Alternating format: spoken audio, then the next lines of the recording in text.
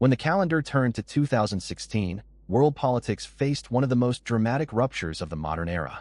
Donald Trump entered the White House by targeting Washington's established order, the traditional language of diplomacy, and the conventional codes of American politics. This was not merely an election victory. It was a direct challenge rising from the very center of the global system. Trump's first term was like a political hurricane. Under the slogan, America First, he challenged existing balances across multiple fronts: foreign trade, taxation, NATO, and the Middle East. Diplomacy, institutional reason, and strategic patience were pushed into the background.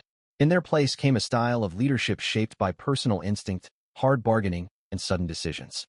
The world was now watching a new era in which rules no longer seemed to lead. A leader's instincts did. In 2020, however, the American system told Trump to stop. Joe Biden took over the presidency. But Trump never fully accepted defeat. For 4 years, he waited on the sidelines, preserved his political base, deepened his anger, and built his return around the language of revenge. That is why Trump's comeback did not simply mean the return of old policies. This time, it was not about restoration. It was about revenge.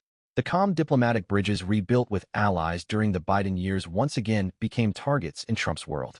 Because for Trump, international relations were often less about shared values or historical alliances and more about cost-benefit calculations.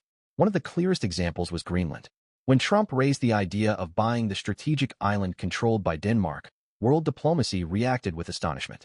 The tension that followed Denmark's rejection of the proposal was not just a simple diplomatic disagreement.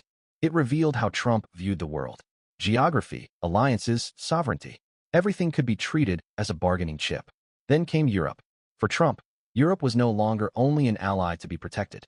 It was also an economic rival. Tariffs, trade wars, and harsh statements created deep cracks in transatlantic relations. But the real shock came through NATO. Trump did not treat NATO merely as a shared security architecture. He viewed it as a protection system built around financial burden sharing. He openly targeted allies that failed to increase their defense spending. In some of his statements, he even suggested that countries failing to meet their obligations might not be protected against Russia.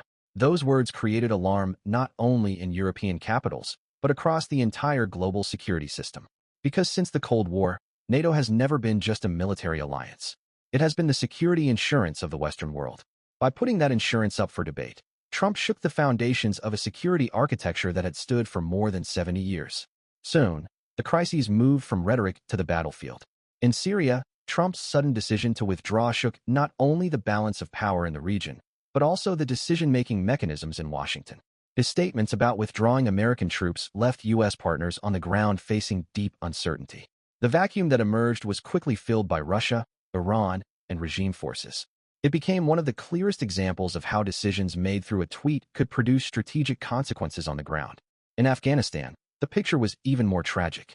Through the Doha Agreement, the Trump administration sat directly at the negotiating table with the Taliban. The Afghan government was largely left out of this process, creating a deep rupture that would shape the country's future. Airplanes, in a desperate attempt to escape, became etched into global memory.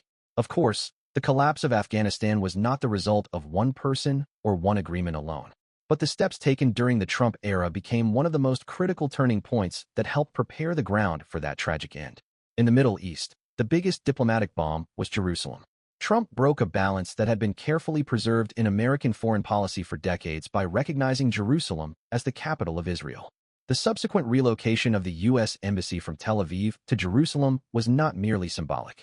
It reignited the entire debate over America's role as a mediator in the Israeli-Palestinian conflict.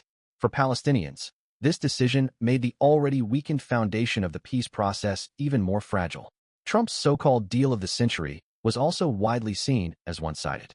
By largely excluding the core demands of the Palestinian side, this approach did not strengthen the possibility of a just and lasting peace.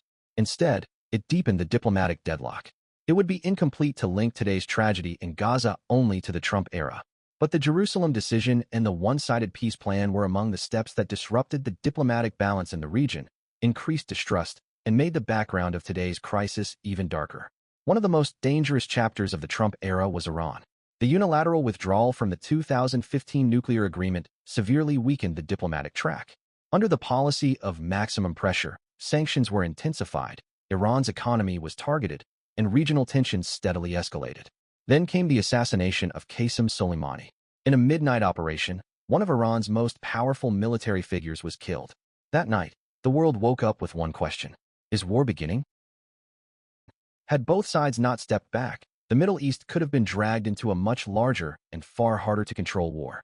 Trump's Iran policy narrowed diplomatic options, increased military risks, and pushed the nuclear file back into dangerous uncertainty. In the end, the Trump era was not merely a change of leadership in American foreign policy. It was a change of method. Personal bargaining replaced institutional diplomacy.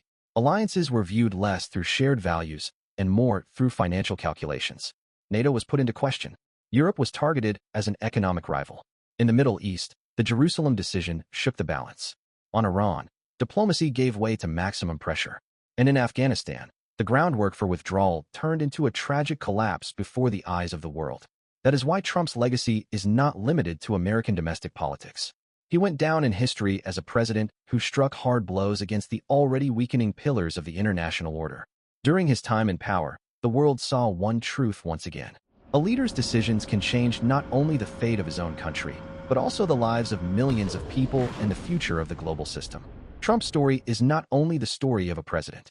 It is the story of how one man, sitting in the most powerful office in the world, challenged alliances, borders, balances, and diplomatic traditions, from Jerusalem to Tehran, from NATO to Afghanistan.